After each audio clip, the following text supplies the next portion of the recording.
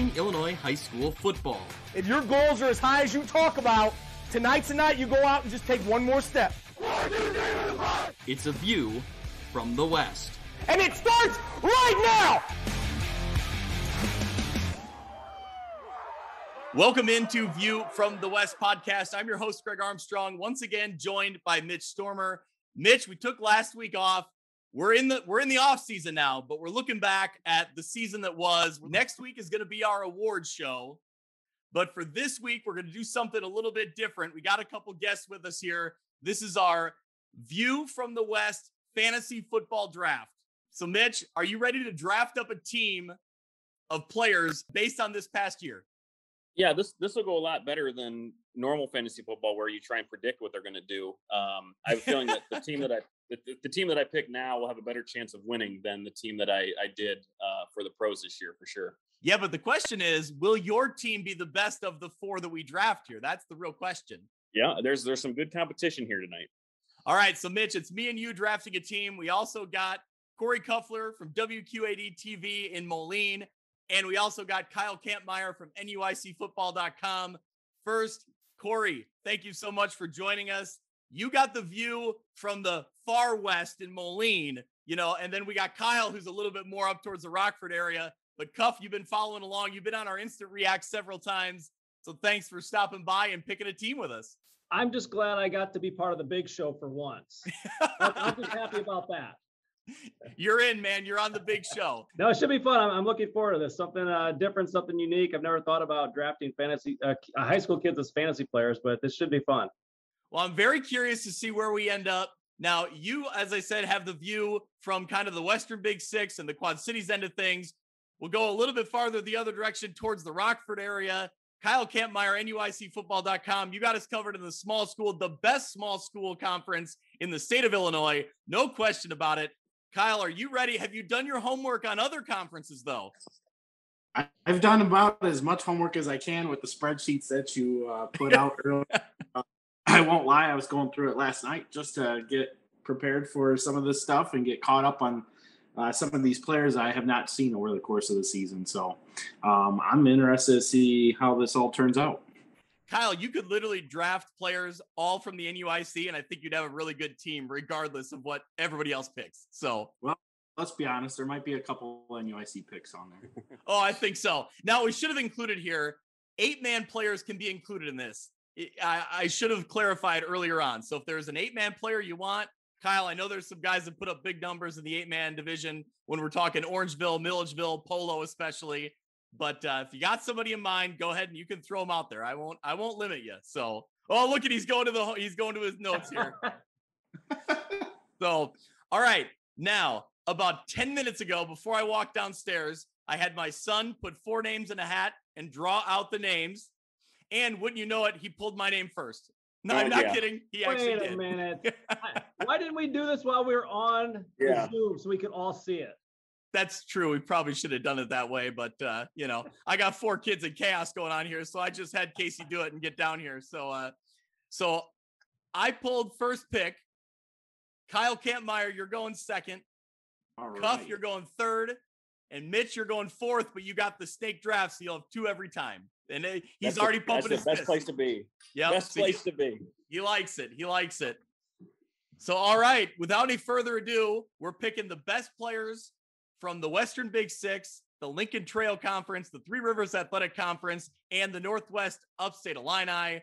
Each team, each one of us will take a quarterback, a running back, a wide receiver, a defense, a team defense, and one more flex position. So one more quarterback, running back, or wide receiver. So I'm going to jump right in. I'm taking my first pick, my first overall pick. He's a state champion. He's the most dynamic athlete I saw all year long. I'm going Mari Roby at running back. Kyle's already shaking his head. I think he had him pegged as his first pick. I got to go Mari Roby. He just, despite being slow to get out of the gates with injury, dealing with recovery, I think, man, by the end of the year, he was just the best player I saw on the field. So I'm going Mari Roby. I didn't see him play all year, but everything I heard about him, he was my first pick if I was taking first in this draft. Yeah, you definitely stole my first pick there. So with that, my first pick, you got to have a quarterback. I'm going to go with the 2-time DeHaven Award winner, 3-time first-team all-conference pick, 2-time first-team all-state, Hunter Hoffman of Dupec. Yeah, that was where I looked next if I was going to go quarterback first. That's a great pick. Yep, you cannot go wrong there. Mitch, you've already had Hunter Hoffman taken off the board on you. You disappointed? That Dupec, those are your boys. Oh, listen, in this draft, there's value in the quarterback position. So I'm okay with quarterbacks coming off the board. And Hoffman's a great pick. So no, I'm not concerned just yet. All right. Cuff, you got the number 3 pick. I think I know where you're going here. You think, but I bet you don't. All right. So if I do this like I do my fantasy drafts for the pros, I like running backs. So I'm going to running back first. And since you took Mari Roby, I'm going to go with Keontis Patterson from Kewanee as my first pick. Good. Outside of Roby, he was another kid that just electric is the way I describe him. Such a dynamic running back, just could make plays out of nothing. They looked like they were dead and they came out of nowhere. That's a good pick. All right. So Cuff, you got the second running back off the board here. Mitch, you're up. Where are you going? Yeah, I'm excited because the 2 picks that I kind of had that I was hoping to get in the first round are both available. I didn't know where my pick was going to be, but they're both available. So, like I was just saying a second ago, that there's value here in some positions. I think there's less in the receivers. So I'm going to go here with my first pick, and I think it's an absolutely deserving pick for first round, all-state, all-conference player of the year in a lot of different publications. That's Matthew Bailey from Moline. Just a dynamic playmaker for the Maroons for so long. And you saw his impact in the playoff game, and you saw, unfortunately, what happened when he got out. So just a game changer, but a phenomenal athlete, heck of a career. So I'm going to take Matthew Bailey here with my first pick.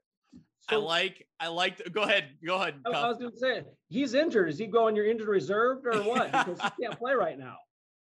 Or I don't know if he's still hurt. I'm not sure, but if he is, that I'll still take it. No problem. The beauty of fantasy football is it's all hypothetical, and we're saying that everybody is perfectly ready to go next weekend. So Yeah. All right, Mitch. I love the strategy though of taking the wide receiver when that may be the top best of the best available. Can't fault you there. That's good strategy. You got your pick. You got your second pick in the snake draft here. Where are you going? Yeah, my second pick too is kind of a twofold because I can go running back, but if I go quarterback, I can take someone who is going to get me rushing yards and passing yards too. Sure. Not to mention a whole lot of touchdowns. So I'm going here. I'm going in the track. I'm going Tegan Davis here as my quarterback. Almost 3,000 all-purpose yards this year, 37 touchdowns, just an unbelievable career. Obviously, this was his first year at quarterback, and he put up those numbers. So an electric player on a very, very good team. So I'm taking Tegan Davis to lead my squad here. Mitch, I'm not going to lie. I know you were excited about the snake draft and getting that 4th pick. Your team looks really good right now. The paper plate that I'm writing on looks really good too. So, all right. So we're bouncing back. We're bouncing back to Kory Kuffler. Where are you going now, Cuff?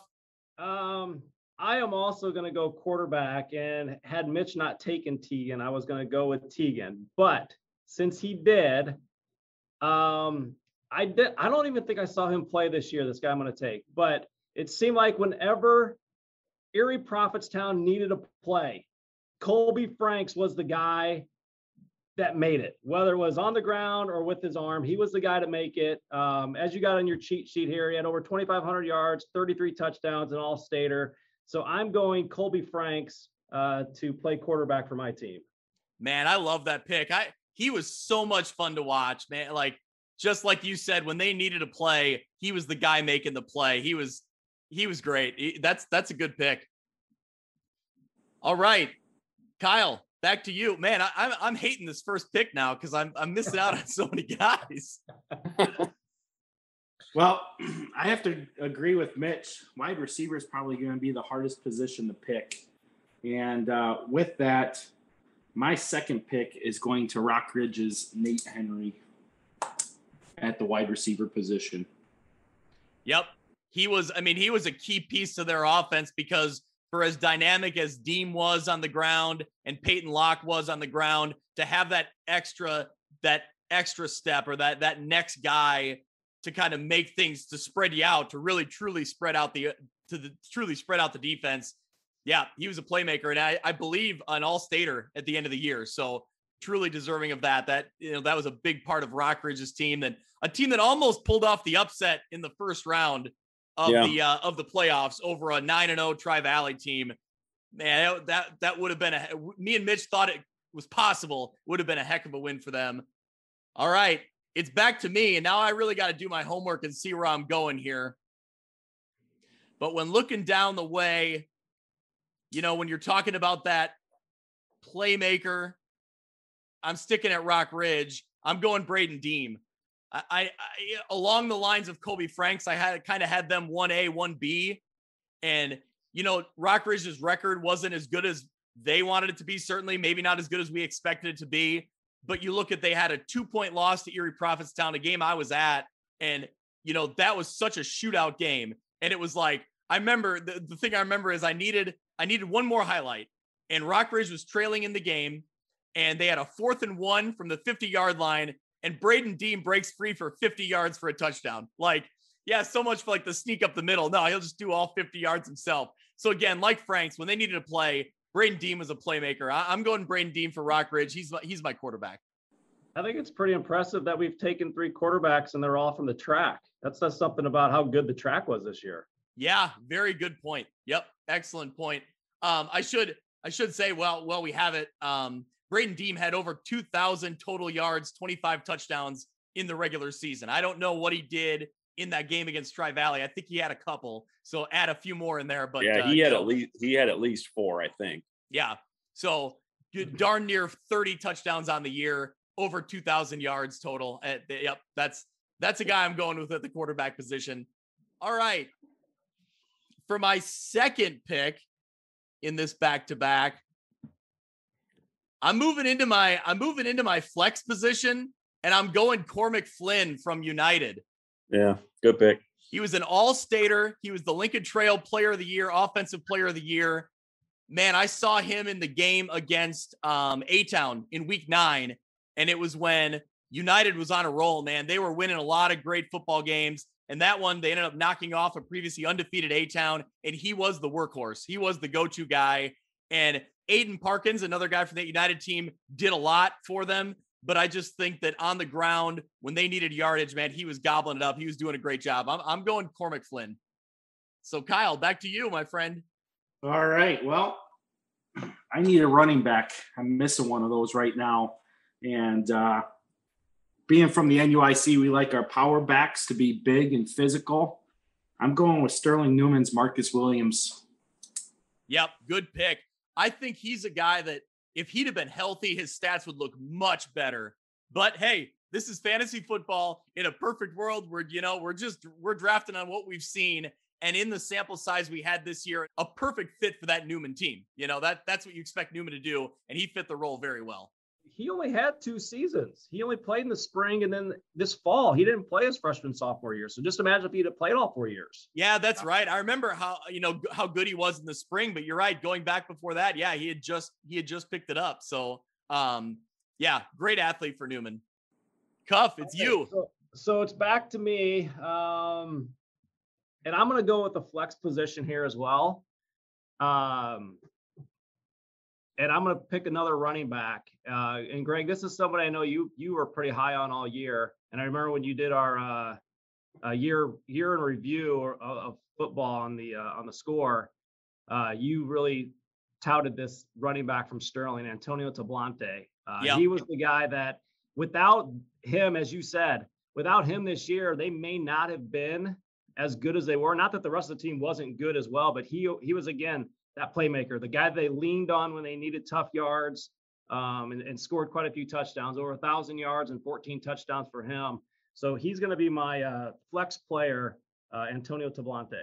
When you look at truly a most valuable player, I think that's the guy you look to in our area, because the value comes in the fact that so many guys were banged up for Sterling, and he was always there. He was the guy. And unfortunately, he also got hurt himself at the end of the year in their playoff game against St. Patrick.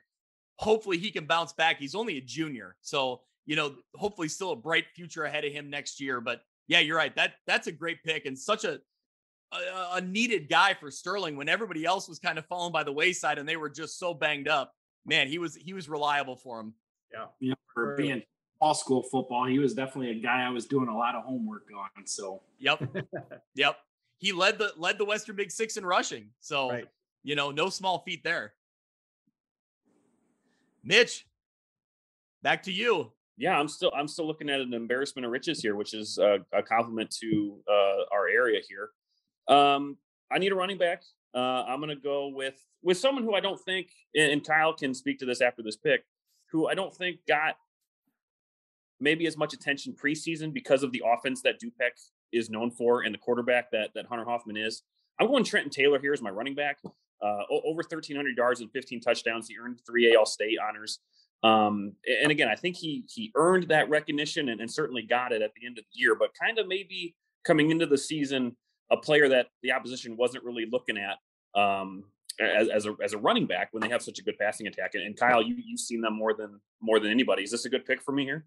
Oh, I definitely think so. I mean, as far as running backs go, he was my number 2 on the board. So, Trent Taylor is explosive, obviously a great two-way player all the way around, very athletic. He's been a 3-year starter for the Rivermen.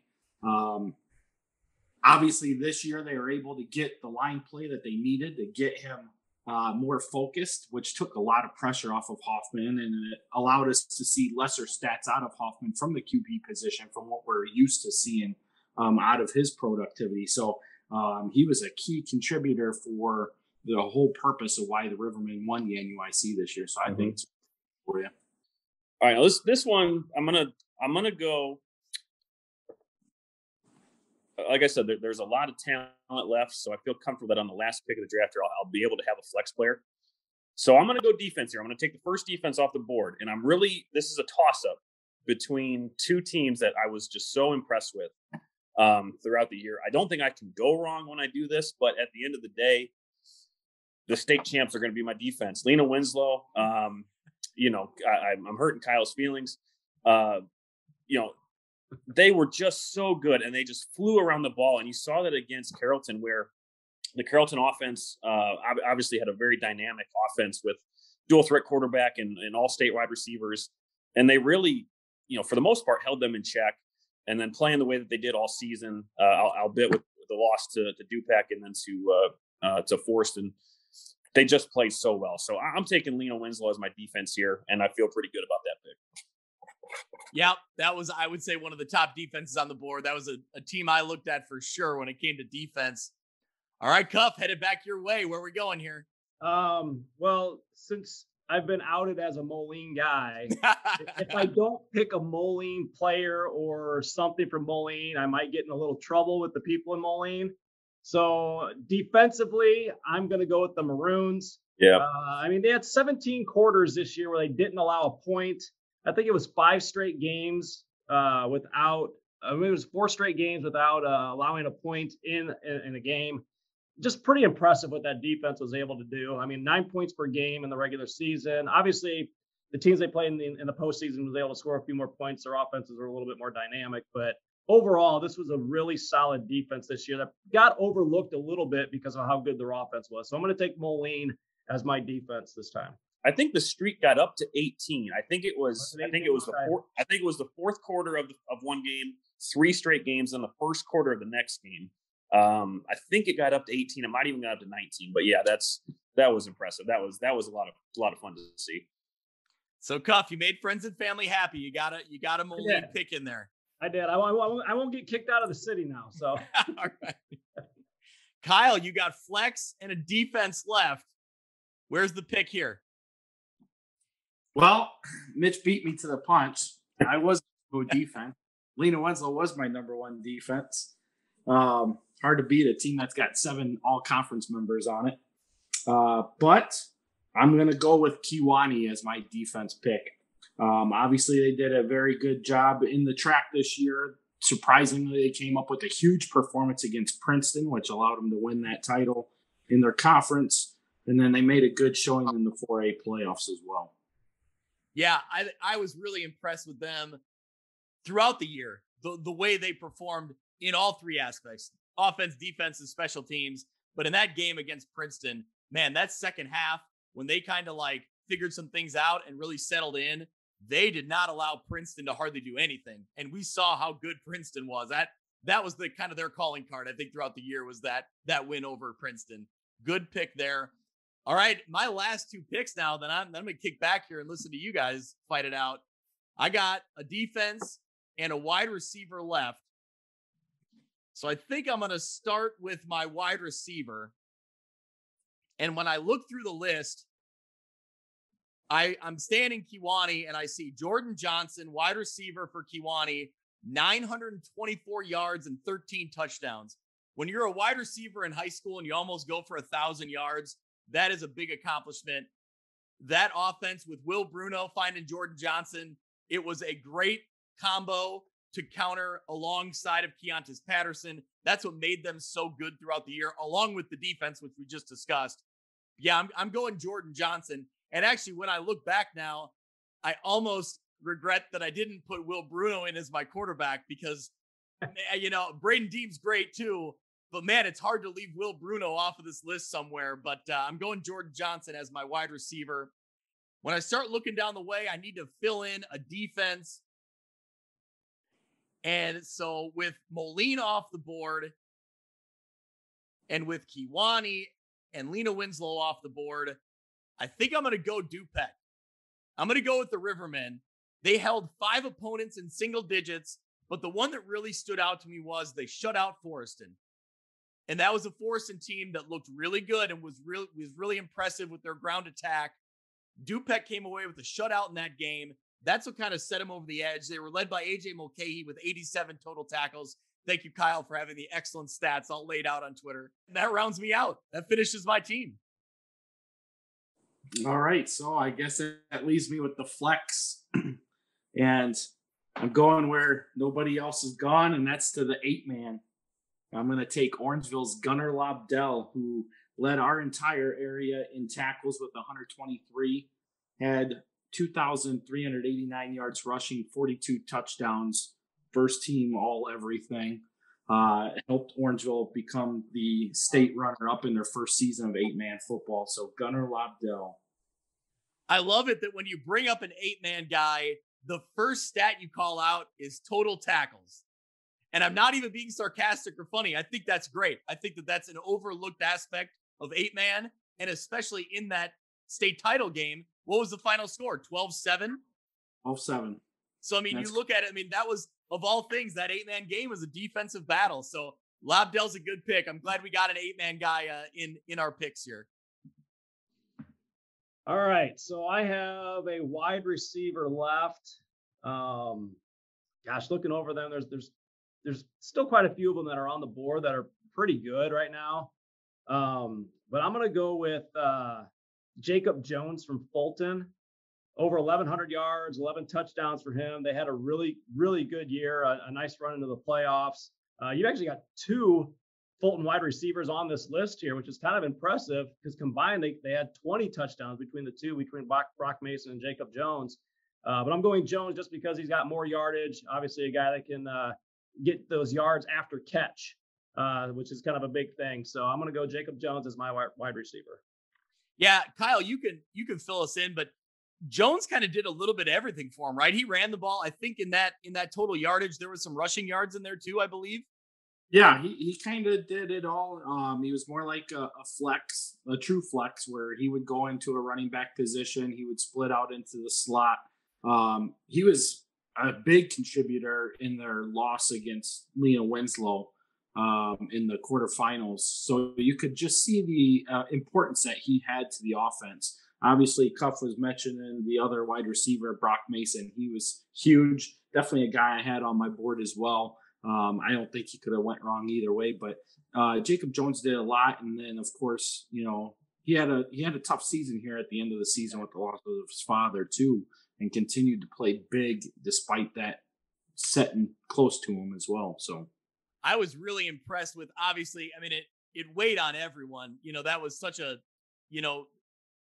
tough moment that against Marquette. They go on the road, but man, the whole team, but you really saw, I mean, Jacob Jones was playing inspired football. I mean, there was, I believe in the first quarter, he got wrapped up on the sideline around the 15-yard line and fought through tackles for, I mean, I'm not kidding. It felt like about a full minute where he just kept kind of gaining yards. They didn't call any, refs didn't blow the whistle. He finally broke free and sprinted the rest of the way. I mean, it was just that kind of was, the whole look of the feel of the game was right there in that moment. You saw how bad they wanted it, how hard they played. So, certainly our thoughts are with him and with his family.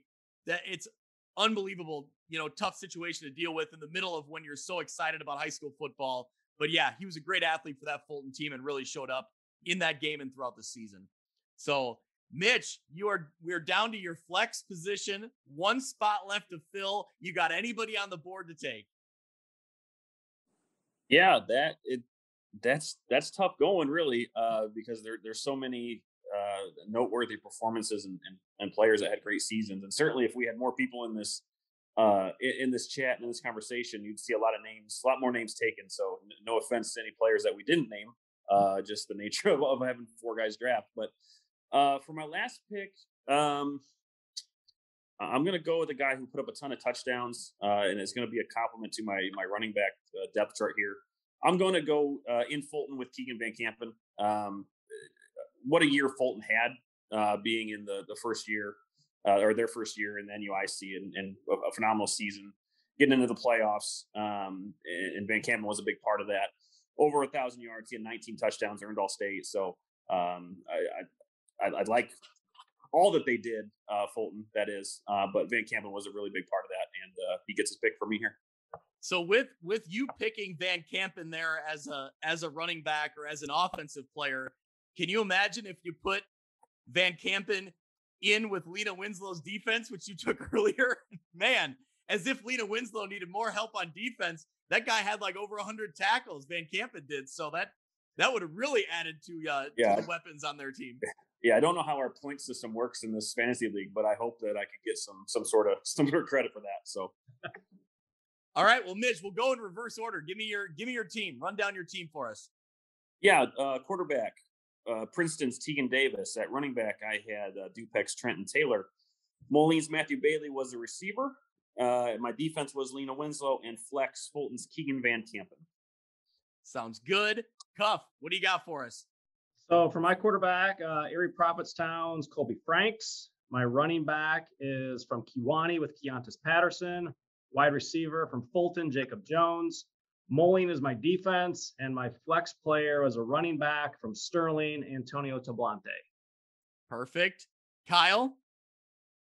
My QB was Dupex's Hunter Hoffman. My running back was Newman's Marcus Williams.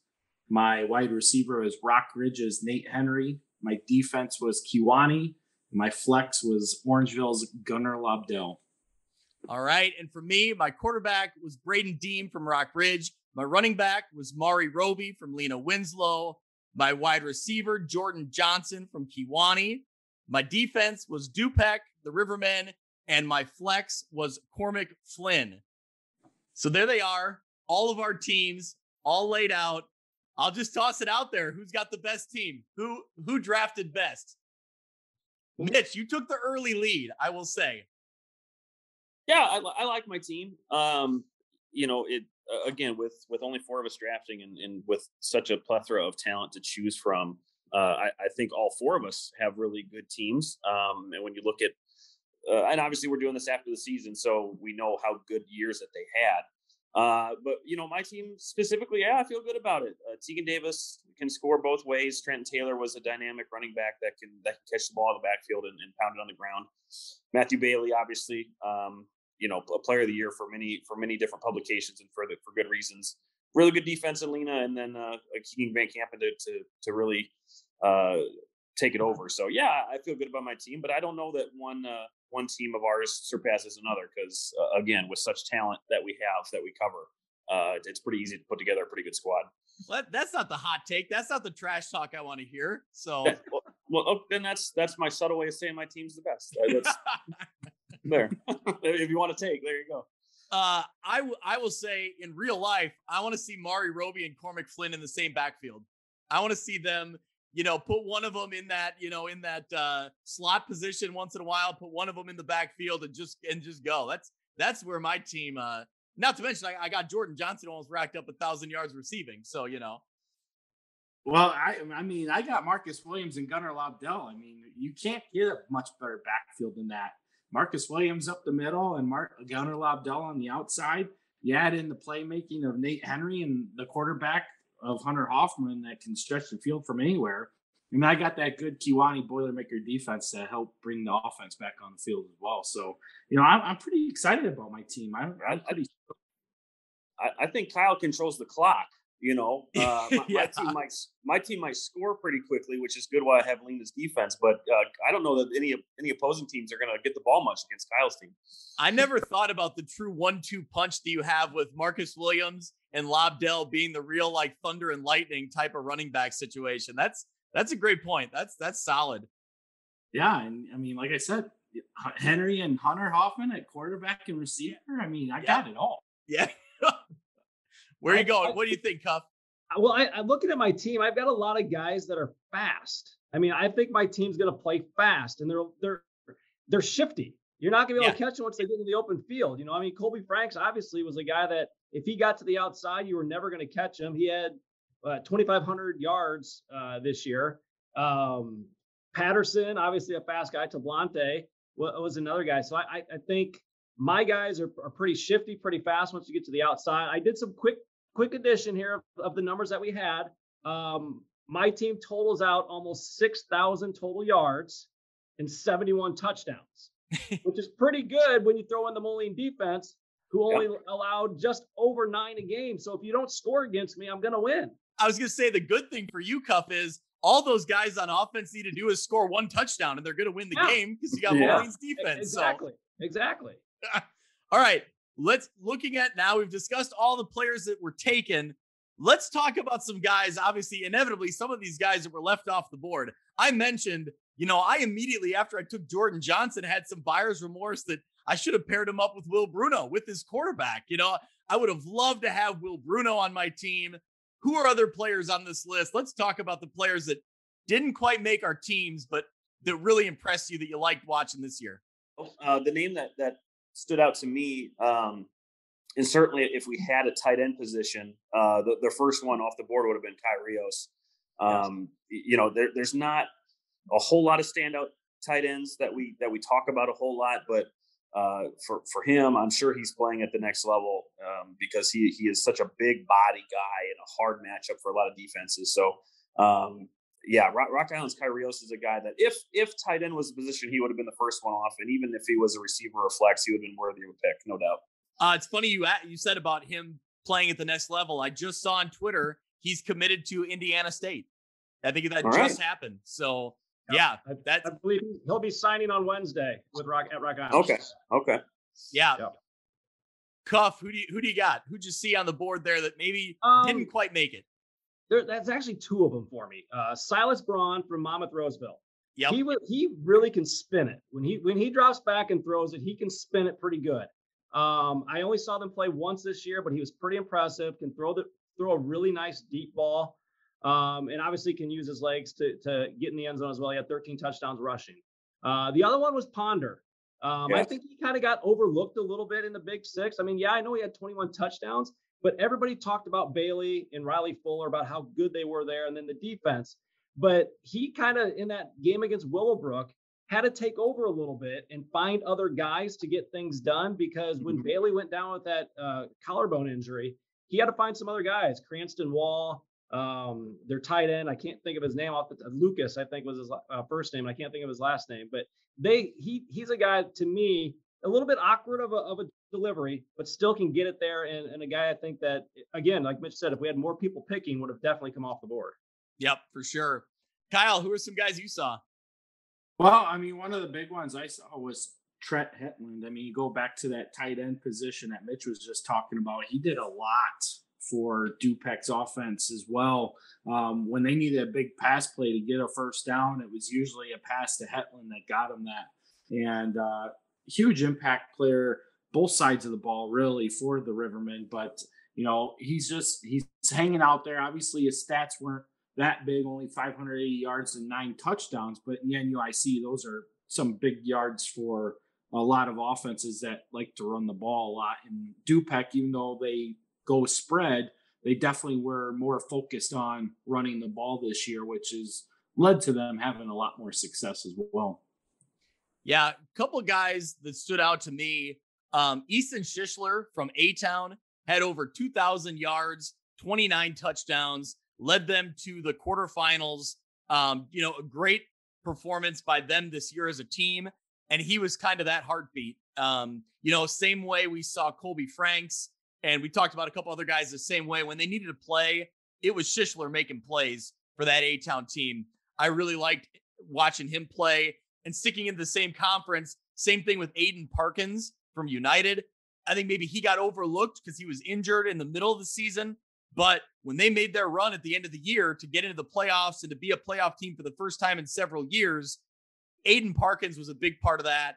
And reading comments from Coach Milroy out there at United, he was kind of that player that just had that it factor. You don't know how to define it, but he's just the leader. He's the go-to guy. And so with him and Cormac Flynn, that's what made United go.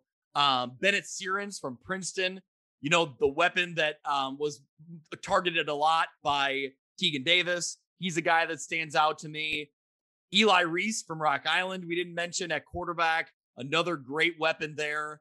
And one other guy, that Carter Ryan from Sterling. He had just a glimpse of what his total overall potential was. Went for 363 yards and 4 touchdowns in conference play, but was hurt to start the year and then got hurt at the end of the year. Man, what I would give to see him play a full season this year. And I'm sure what he would have given to play a full season. And for that Sterling team, we talked about Tablante having to step up. That was a big part of it, was Ryan going down. He was a dynamic athlete for them when he was on the field.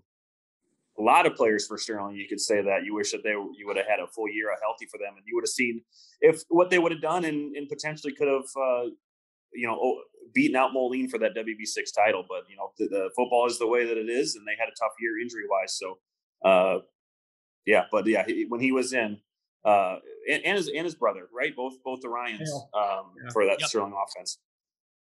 Yeah, overall, great season, great draft, guys. This was fun. Any final thoughts? Cuff was talking about how many touchdowns his offense had. I just had to add mine up. I had my team 82 touchdowns. Oh man, 82. I love it. We may have to crunch the numbers here and find out statistically who drafted. I didn't have quite the 7,000 yards. I only had slightly over 5,300 yards, but 82 touchdowns. I'll take that. So is there a way, and this would be extremely hard, and I know you're busy and you don't have time to do this, Greg, but I'm going to throw this out there. Have us play, if you could go, just pick 4 weeks, the first 4 weeks or the middle 4 weeks, pick 4 weeks and see what our players did. Oh my gosh. And then add them up against each other and see who would win. That sounds awesome. It's going to be tough to do because I don't know if you can go back and find the box scores. That would be the tough part, is finding the box scores. But that would be kind of cool. Yeah, it kind of seems like a Brian Stocking job. You know what? I bet he has the box scores. He wouldn't even have to look them up. He could just tell you. Yeah, exactly. I did just look mine up. I had 82 touchdowns, and that doesn't include if Lena ever had any pick sixes or fumbles or any special teams touchdowns. But at least on offense, I had 82. Well, we know they definitely pick 6 against Aurora Christian in round 1. 83. Keep it going. Keep it going. Oh man, I don't have time or the math skills to do mine right now on the fly. But I picked number 1 overall, so I'm sure I had the best team. We'll just leave it at that, right? Well, thank you, Cuff, for joining me. Thank you, Kyle, for being here. Mitch, as always, thank you for being here. This was a ton of fun. So this was our fantasy draft. Next week, Mitch, me and you have the tough task of then giving our best of, our players of the year, coaches of the year, team of the year. game of the year. So before I let Kory and Kyle go, I'll each ask you guys a question. Who's our Heisman Trophy winner from this area, from our conferences? You got one guy you got to name. Who's taking home the Heisman? And then me and Mitch will have to decide next week who we give it to from the View from the West. Well, that pick's easy for me. You picked them at number 1, Mari Roby. Yep. You know what? I'm right there with Kyle on that one. He seemed to do everything. I never saw him play, but like I said, everything about him that I heard, he was legit this year, and he was legit in the state championship game as well. He would have been my number 1 pick overall too, so I would have to say it's Mari Roby. All right, there we go. Well, we will decide. We'll have our definitive answer next week. Me and Mitch will go through all of it, but yeah, I think I'm right in that same frame of mind. I mean, obviously, he was my first pick in this draft, so I think I'm right there with you. But we'll decide definitely next week. But this has been our fantasy draft episode. Once again, Kory and Kyle, thank you so much for being here. This was great. Thank you to everybody for listening. We'll see you next week. That'll do it for this week's episode of View from the West. Thank you so much for listening. I encourage you to go out to Apple Podcasts or Podbean and subscribe so you can follow along, and downloads will come automatically every week. You can follow along on Twitter at ViewFromWestPod. You can also email me if you're interested in being a sponsor, viewfromwestpod@gmail.com. Thanks so much. We'll see you next week.